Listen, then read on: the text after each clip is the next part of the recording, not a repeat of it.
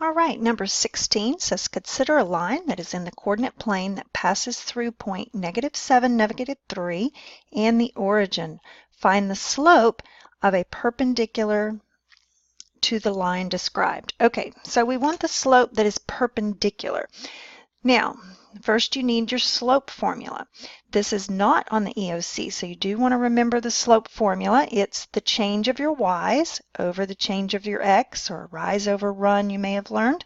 So y2 minus y1 over x2 minus x1. So we got our 2 points here, -7, -3. And then our other point is the origin, so 0, 0. So we can call, and it doesn't really matter as long as you start with the same ones, but let's just call this x1, y1, and this x2, y2.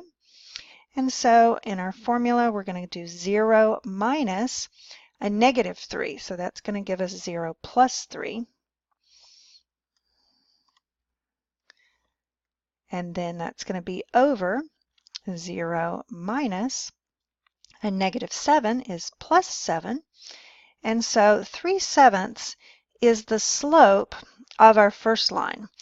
Now remember, if they are parallel, they have the same slope. Perpendicular, the slopes are opposite reciprocals, or the product is -1. So we're going to take the opposite of 3/7. So if it's positive, the opposite is negative, and then the reciprocal. So we're going to flip it over. So 7/3.